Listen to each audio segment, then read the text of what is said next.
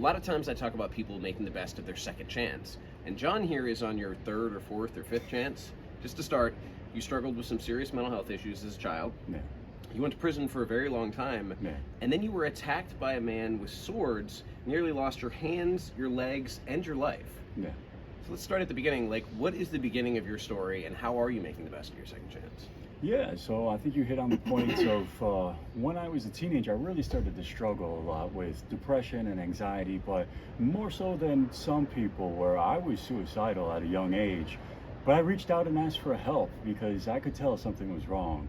I was 15 when I called my mom one day and I said, I can't do this anymore. I was at school and I said, I can't do this. Something needs to change.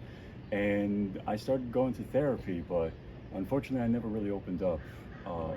It was weird because I was the one who started it. I reached out and said, I want to change, but I didn't put in the work to do so. And sadly, I changed, on the surface.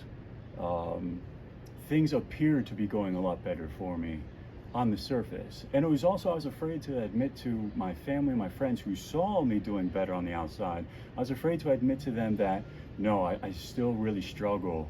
And yeah, I wish more than anything that I'd been open and honest and dealt with those darker issues of how suicidal I was, of dealing with the fact that I was angry and upset with the fact that I'd been sexually abused as a 5, 6, 7-year-old.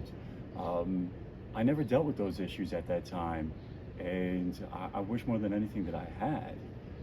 That's what I always try to tell people now is don't make my mistake. It doesn't matter how old you are. Find somebody that you can open up to. Find somebody that can help you dealing with those issues. Did you feel like you had a safe space to talk about things, or did you just feel like you didn't want to disappoint and you wanted to live up to some expectation?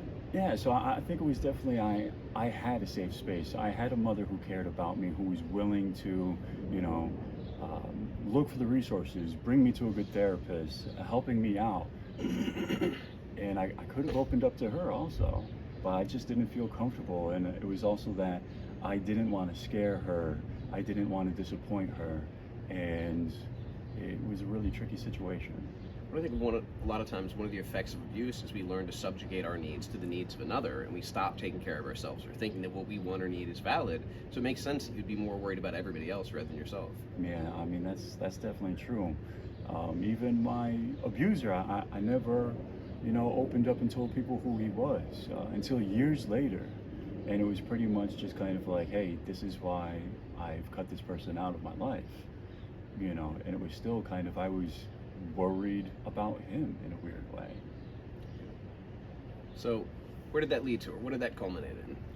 So when I was 16 years old, and again, everybody thought I was doing a lot better, and one of my brothers had come home from Iraq, and he was trying to kind of like, get our relationship back on track after he'd been overseas for a while.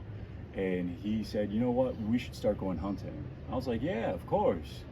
The only problem was, obviously, I'd been dealing with depression, and my family was concerned about me having any type of access to firearms. So, I went and spoke to my therapist about it. And my therapist, again, I never really opened up to him as much as I should have. He said, no, you're doing a lot better. And even when he brought in my mom at the end of the session, he told my mom, you have your son back. Those are the key words that she and I still remember, because she felt like she had lost me, because she didn't truly understand depression on this level. And she felt that she had lost me. And when he said, you have your son back, she was like, okay, this was just a dark time. This was just a bump in the road. I have my son back. Like, I can treat him like every other kid. And so, yeah, there's actually a local gun store that was going out of business. So they had this big sale going on and everything. And, my mom was the one who was just kind of like, hey, why don't we take advantage of this? Why don't we go, now and get something? And yeah, we ended up getting a shotgun because she wanted to be able to use the shotgun for home defense. She wanted to go skeet shooting, and I wanted to go hunting with my brother. But unfortunately, what ended up happening was there was other people who were still happy to see the changes in me, but still deeply concerned, which they had every right to be. But in my mind, in that depressive state, I warped their love and their concern for me into, oh, you don't trust me. Nobody's ever going to trust me again. I've made these changes, even though I really hadn't. But in my mind, I started telling myself that nobody will ever trust me again. There's no point in making all these changes when they're still always going to see me as a troubled teenager, which I was. But I quickly downward spiraled. I literally went from Saturday night, I'm out with friends, having a great time, to Sunday afternoon, I'm sitting in my room, basically thinking, I need to kill myself. And I started thinking, if I were to do this, nobody would even know that I'm dead. Like, it became like I downward spiraled that hard that, the night before I'm out with all these people, we're having a great time, to nobody's gonna even know if I'm dead. And I chose to, I wanted to then go into my school and to make a statement, not to kill others, but to be killed, because I was also struggling to pull the trigger on myself. And I didn't want to kill myself at my home. I didn't want my family to find me. I didn't want them to have to deal with that in that space. And so I wanted to make a statement. I wanted people to remember me. And I also wanted to pass along some of that suffering that I believed that I suffered alone onto other people. I knew that I didn't have to kill others to ruin their lives, And so Monday morning, I did the unthinkable. I went into my high school with a shotgun. I drove in late, had a backpack on, and I had the gun in its case because I knew from a distance people would just see me and they'd see that case thinking that it's like an instrument case. It's this black, hard plastic case that looks very similar. So, when I went in that day, there might have been some people way off in the distance who see me, but like the main entrance, there's no security, no checkpoint, no nothing. And so I just walked in, and I ended up going up into the second floor, and I went into the bathroom, I went into the stall, and I literally just sit down. And at first, I just start like, not panicking, but I just wanted to go home. Once I'd made it to that point and I sat down and like all the motion stopped and I was actually there, I just wanted to leave. And it was hard because I was then so afraid of like, okay, I made it in here, okay, but if I try to leave, that's when somebody's more likely to stop me. And I was afraid if I got stopped on the outside, like then again, it comes back to, I wasn't even thinking about prison, I was just thinking about the disappointment. And obviously what I ended up doing, caused so much more pain, disappointment, and every shame. But in that moment, that's what I was thinking about. And I was also thinking about the fact that my life just wouldn't change if I went home at that point. Things would just go on as normal, where I would just be suffering alone, and I believed that nobody truly cared about me, even though they did. And so yeah, I did try to like send out text messages to a few of my friends that I thought like, okay, maybe somebody can talk me down. Maybe one of my friends who I trusted in would help me get out, But obviously they're in class, and this is, 2004. Cell phones were a thing, but they weren't, they weren't as out as they are now. But I also could have called my mom at that point, but I didn't. I could have called my brother or my sister. They would have been more likely to answer and help me talk me down, but I didn't.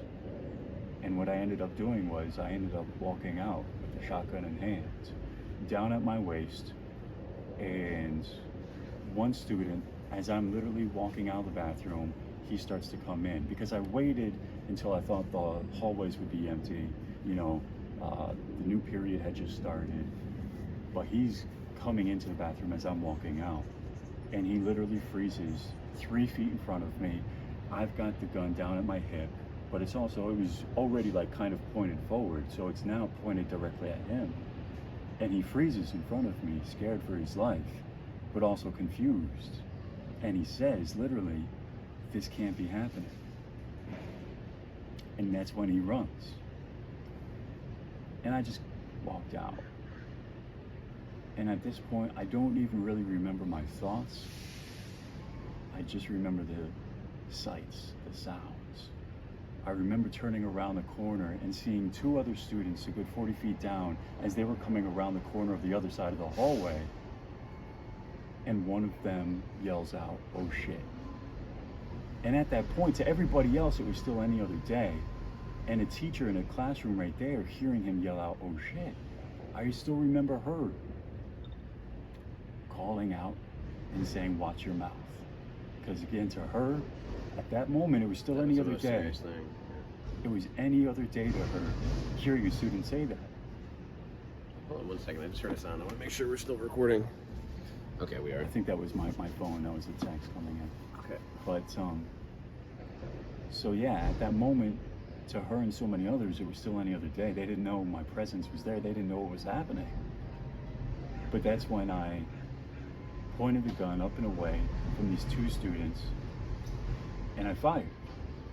The rounds go mostly up into the ceiling, and everybody now knows I'm there. They run away, and I just walk around. Most of the classroom doors are closed. I don't touch them. I don't even care. But I remember there's one door is wide open, and I just walked to the doorway, and I just looked in. I think at that moment I still felt alone. I still felt like I just wanted people to see me, to see my pain, to see my suffering, because I believed that my suffering was, isolated, that I didn't realize just how many other people were struggling. So I wanted them to see that in me, to see that pain, but instead I just saw their pain as they're all hiding from me under their desks. The teacher was at the front of the classroom hiding under her desk. And she calls out, "Oh Lord." I remember all these words because they haunt me. And I turn around and I walk out. But I walked down the hallway, and as I did, there was a vice principal who had heard everything, and there was also construction going on in parts of the school, so he thought maybe something was going on with that, or maybe some student had set off some firecrackers or something.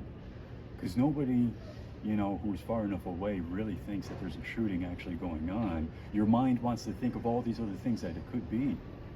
So he comes to investigate, and he just happens to come around the corner as I'm already walking the other way, so I don't see him. And he sees me, and he runs, I guess, and he comes up behind me, and he grabs the gun, the barrel and the stock, and he squeezes me in between. And of course, at that point, I'm just trying to I'm caught off guard myself. And now I'm trying to at first I'm trying to push the gun away, but he's a big dude. And I didn't know that there was now a teacher who had come to investigate, and that teacher had come to help him out. And I didn't know that. All I know is I'm trying to get this guy off my back. I'm trying to get the gun back. I still have my hands on it, but so does he. And so I start to try to shake, and my finger was on the trigger, and the gun goes off.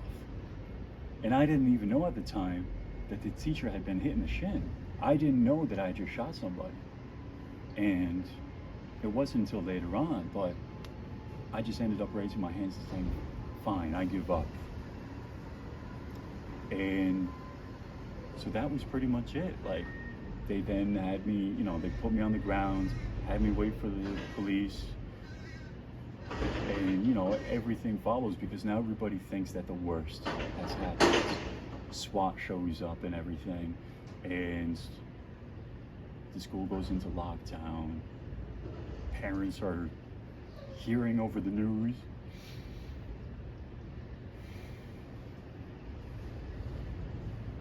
So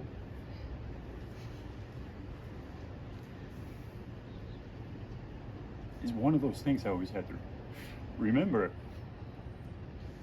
It's just not the victims on paper. It's not just the people who are right there. It's everybody else.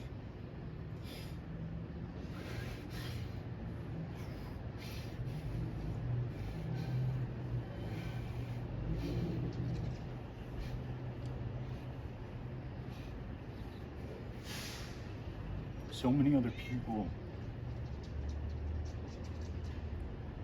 struggled, suffered, thought that maybe somebody they cared about was now dead. so many people struggle to this day. And I spent 17 years in prison.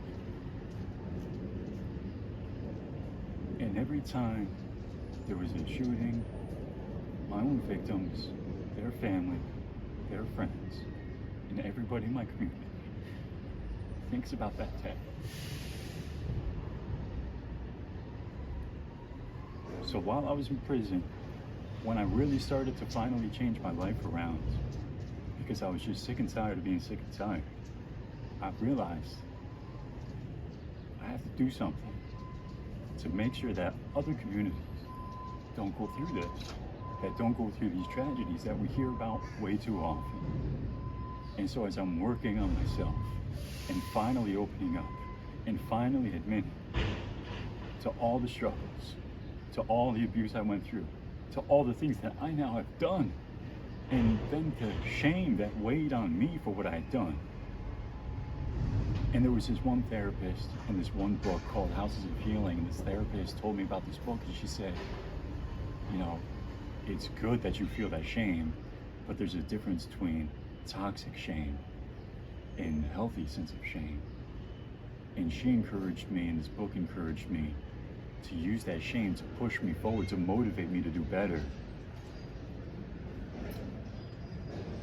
And that's what I try to do, is no matter the fact that I did time in prison, no matter the fact of I've changed my life around, that doesn't take away what I've done, that doesn't right my wrongs, and I can never truly right my wrongs. But I can try to help others. I can try to prevent other tragedies from happening. I can try to prevent other communities, other families, other students, other staff from experiencing what my own victims did. You've talked about doing a training with the police and with the FBI. You've talked about gun control. What is your principal message? What is the thing that you want people to know that you think will have the biggest impact? So I have worked with local law enforcement, and I've started working with the FBI's behavioral analysis unit, doing, the psychological profiling and trying to help. How can we prevent this? So the main thing that I always try to let people know is never too late for somebody to change. And I mean that, and we can prevent these tragedies from happening, even when somebody is going through the worst moments, thinking the worst thoughts. It's never too late to stop that person. It's never too late for somebody to get help, even if they're just thinking about ending their own life. It's never too late to stop that, until the trigger actually gets pulled. And I think that one of the best things that we can be doing is realizing how prevalent mental illness is, and talking about mental health and how we can help people and make sure that they feel more comfortable opening up, and making sure that they have resources available and affordable. And I always try to make sure that people really understand we can stop this. We can prevent these things from happening. It'll take a lot of work, but it is possible. And then, so you have this focus, and you're essentially focusing on like harm reduction and trying to make people suffer less or experience less trauma. Then I don't know that it's an irony, but the crazy thing that happens is you yourself experience one of the most horrific traumas somebody can imagine. Yeah. So I'd come home, I had regular jobs, but it just didn't feel enough. I felt like, no, this isn't what I've been wanting to do. I want to do more. And so I literally quit my day job in the middle of a shift because they were talking to me about a supervisor position opening up, and I realized, no, I can't go down this path any farther. I needed to just force myself to do something meaningful. So I quit my job in the middle of the day, and I start looking for volunteer opportunities, and there was a local homeless shelter, and I start volunteering there, and immediately they're like, listen, we want you to come work here. There's a position open, put in your application, we want to interview you, we like you. And I did, and I started working there, and I loved it. I worked in the clothing pantry, taking in donations, and setting up shop and helping out our guests get the clothes that they need, making sure that they had clean underwear, socks, clean clothes, and it felt amazing.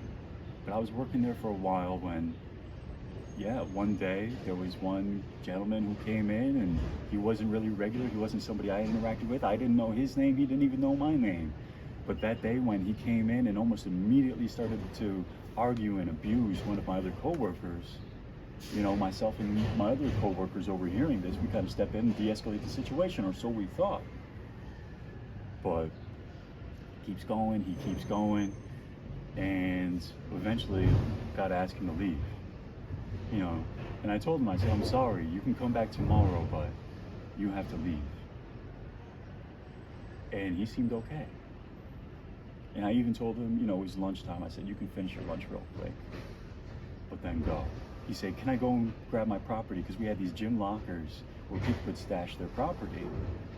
And I said, yeah, of course, it's your property. Go grab it, but then you have to leave, you know. And so he takes a few more bites, and I remember he just goes into the locker room area, and I thought nothing of it. I went and sat back down with some of my coworkers, you know, while everybody's eating lunch. We're just kind of sitting there and making sure everything else goes smoothly. And that's when, you know, my boss, he knows the situation, so he comes down to make sure everything's smoothed out. And I hear my boss yell out, "Watch out." And I look up, and he's coming towards me and my coworkers. And it didn't click right away, because now I'm the one who freezes. Now I'm the one who's like, this can't be real. And I black out. But I've actually recently watched the security footage, because I had to answer those questions of what really happened in that moment. Because I remember later on in the attack, I remember everything. But in that moment of that initial fear, the initial attack, I black out. My mind protects me. I can't remember it. And I also think about my victims. Do they black out? Do they remember? But anyway, so I see him come at me like that, and I get up and I run away. But he's already coming, and he's slashing at me with a katana, which is a small type of sword. And I threw up my hand to protect my head. And thankfully I did, but I almost lost my hands. And as I run away, you know, I go up into the stairway, but those big heavy doors. And when I trying to push that open, you know, I'm already going into shock, and I'm not as strong, I'm not as fast. And he catches me right there, starts slashing at me. And I'm running up the stairs, but I'm falling. But at this point, I'm higher up, I have the higher ground, and I start kicking at him. And that's when he starts slashing at my legs. And I almost lost my right leg from the knee down. I almost lost my left foot. But also at the same time, I fought. Even as my legs were falling off, I'm holding them up and kicking at him with everything I had. And it was enough. You know, after he keeps going for a bit, he can't get past my legs. And so he turns around and walks away. And my coworkers then, you know, they all, because they had been like behind him, like yelling and screaming, and somebody had actually grabbed like a broomstick and started like trying to hit him. But it didn't stop him, obviously. Even, you know, I did land a few good kicks to his face, but it didn't stop him. But anyway, so as he leaves the area, not the building. My coworkers then try to come, and, you know, they're just kind of standing over me and, you know, oh my God. But then, you know, a minute or two later, he comes back, and it turns out he went and grabbed a second katana that he had, because he was so upset that with one, he couldn't get at me. So he now has two swords, and my coworkers are there, and they're like, no, they're standing over me. But at some point, they realize he will come after them. And so I understand, you know, they're just kind of self-preservation mode. And he starts coming at me. But as I watch the security footage now, and I remember everything, I remember always using my legs, even as they're falling apart, because now he manages to like get more over me, but my legs, I swivel around and I'm always trying to keep my legs between me and him. And it's crazy how we just have that, you know, you just go into this mode of self-protection. Like, you know, I've never been trained in any type of martial arts like you have, but like I knew my legs, you know, would keep him as far away as possible. But now he's got a little bit closer and he starts swinging for my head. And he hit me, thankfully. I don't know if it bounced off my forearm. It did some damage, but it missed my jugular. He hit my head up here, and you can barely see the scar now only because a surgeon did a beautiful job patching me up. But he also, at that point, pretty much took off my hands. They were attached by pretty much nothing more than skin. But I still held my arms up too. He thought he had done enough to kill me because I was covered in blood. And he sees everything falling apart. And he leaves. And I stay mostly awake as my coworkers are over me. And I'll tell you, I remember at first I was like, I told one of my coworkers, oh my God, I'm dying. You know, and she was like, you know, just standing over me, oh my God, I'm so sorry, I'm so sorry. But then, seeing that, I don't know, I started telling her, don't worry, I'll be okay.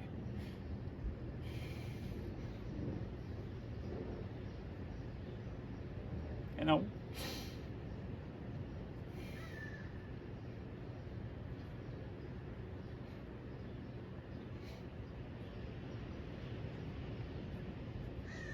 I wasn't saying I'll be okay as in, like, physically I'll survive. I was saying I'll be okay. Because I accepted death.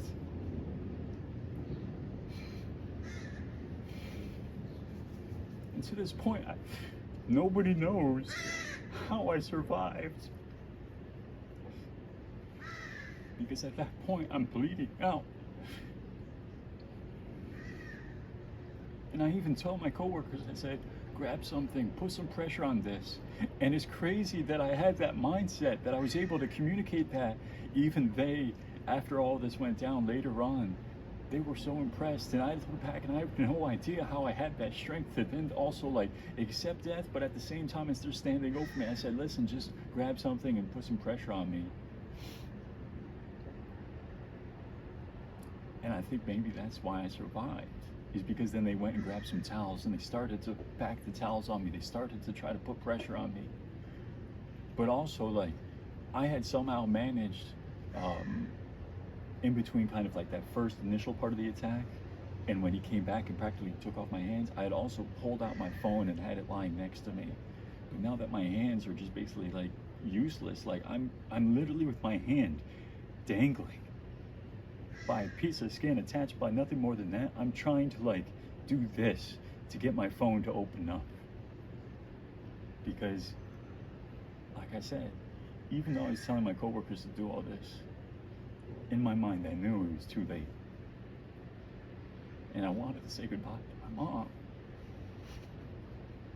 And my boss, he sees this and he says, who are you trying to call? I told him, I said, I'm trying to call my mom. And it's strange because also having been in prison for so long and not having a speed dial when you call somebody, I had my mom's phone number memorized because he wasn't even going to touch my phone. It's now covered in blood. And he, you know, he takes out his own phone and I'm able to tell him my mom's phone number because I had had it memorized from all those years. And he calls her, but he doesn't hand the phone off to me. He's just basically, he hands it off to somebody and they're telling my mom, like, you know, you have to get to the hospital. Your son's been in an accident. He's going to the ER. Like, thankfully they didn't tell her exactly what had happened.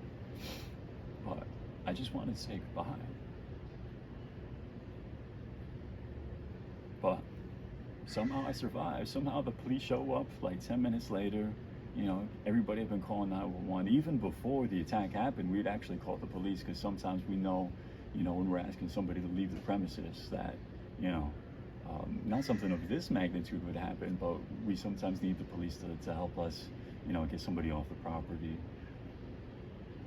But they show up like 10 minutes after everything happens, and they had to put tourniquets on all 4 of my limbs. In fact, the first officer who came in, who found me, I actually still talk to him because he had PTSD. He has PTSD from what he saw when he first came in, and I'm covered in towels and everything, and he doesn't know what to make of it. And he actually lifts up one of the towels and sees my hands. Like I said, you can see nothing but bone and vein, and I'm covered in blood.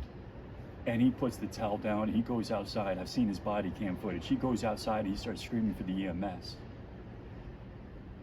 And thankfully, they all come in and they put tourniquets on all 4 of my limbs. And yeah, I somehow survived. I somehow made it out. So yeah, second chance, third chance, whatever you want to call it now. Here I am, trying to make the best of it. Continuing to try to speak out. And now I just have this whole other part of my story. And some people say, well, now I know how my victims feel. And I tell them, like, I spent many years trying to put myself in my victims' shoes and understanding their pain. And that's why I wanted to prevent other people from experiencing anything like that, you know. But you know what? I have learned a lot, obviously, by going through this. I've learned what it's like to now go through the judicial system from the victim's standpoint, and having the DA not communicate with me about things, having them basically disagree and argue with me about things, having them not even tell me when my attacker was going to plead guilty. Nobody told me when he was going to plead guilty. Nobody told me anything until the day before. Somebody else said, hey, are you going to to court tomorrow? And it wasn't somebody from court. It was one of my coworkers. I said, what are you talking about? I said, he's pleading guilty tomorrow. You going for that? Nobody had told me this. And I went, and I'm glad I did, but here it is. The DA, their office had literally reached out to some of my coworkers, but not to me. And so now, yeah, I know what it's like to be the perpetrator of a crime, and mental health played a key part. I'm not blaming mental health in any way in anybody's actions, because so many people suffer worse than I do. So many people have been through so much worse abuse than I did and never go on to hurt anybody else. They managed to somehow do much better in life, and I wish I had. But it still played a factor in it, and that's why I talk about it. Not only in my perpetrating a crime, me harming so many other people, but now I've been the victim of a horrible crime where mental health probably played a huge factor in it. So now that's why my message is still the same.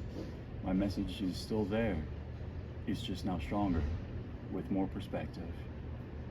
And I tell people mental health needs to be addressed. Resources need to be available and affordable, And I'm not excusing anything that my attacker did, but I saw the interview that he did with police after he was arrested. And he was somebody who was on the streets for a while. He's 42 years old and never had been arrested, and he's never been to prison before. But after years on the street, and he was somebody who took care of himself, he didn't look like it. But after years on the street, he just was battling, trying to get all the resources, trying to get the help. And he snapped. Again, I'm not excusing what he did, nor am I ever excusing what I did. But if we can help people, we can prevent these things. You said something the other day that I thought was really profound. We were talking to somebody who said that they still haven't forgiven the person that hurt them, 30 years before. What is your stance on that, with the things you've done and the things you've experienced? Yeah, forgiveness is not saying that what somebody did is okay. Forgiveness is not saying that you forget about it. Forgiveness is not saying that you even want that person back in your life. You can forgive somebody while also keeping them away from you, while, wanting them to be held accountable, And yeah, I've forgiven my attacker pretty quickly because I knew that forgiveness was me letting go of the anger towards him. Because it's perfectly natural, of course, to be angry, but you can't just keep adding fuel to that fire. You have to let it burn out. You have to let go of that anger, or at least it's more beneficial, because forgiveness is for the person doing the forgiving. And I was able to share that with him. I didn't have to, but I shared that with him when he was sentenced to 25 years. That I forgave him.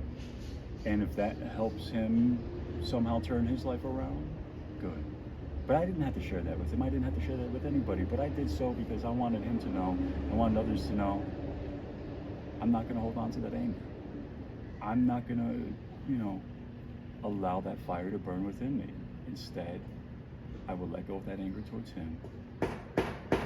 And I will, again, use a horrible, traumatic experience to motivate me to do better, to make changes so other people don't experience now what my victims have been experiencing or that I've experienced. That's an incredible testimonial. I mean, somebody else had said to me that, oh man, you were just on another level, right? I don't think I'd be able to do all this. And it's kind of like, how many of us who have done time probably would have never believed that we would be able to do so many years in prison? And especially coming out the other side and doing better. We wouldn't have believed that we could survive it, let alone thrive afterwards. So you don't know what you can, endure until you actually go through it. And yeah, it's a test. And yeah, I'm able to push forward. But I think so many other people can too. So many other people are stronger than they realize. You have your moments of darkness. You have your moments of strife.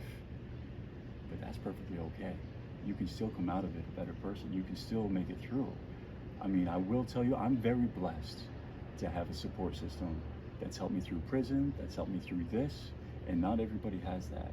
And that's a sad thing. And when I interviewed to work at that homeless shelter, I literally told them, because I believed in it, I said, I have family who supports me. Not everybody has that. So we have to be their family. We have to support them. And that's what I believe. We have to be the ones who step in for those who don't have that support system, the community. There needs to be people who can help somebody in their moments of weakness, in their moments of struggle. Because people say, oh, Jon, you're so strong. I'm like, no, I just had people that I could lean on when I wasn't strong. And I'm lucky to have that. And I wish that so many other people would have that. And I wish that more people in the community would step up, or even just be there for those who are close to them. Because we can make it through so much. Support system makes it possible. Thank you, Jon. Thank you.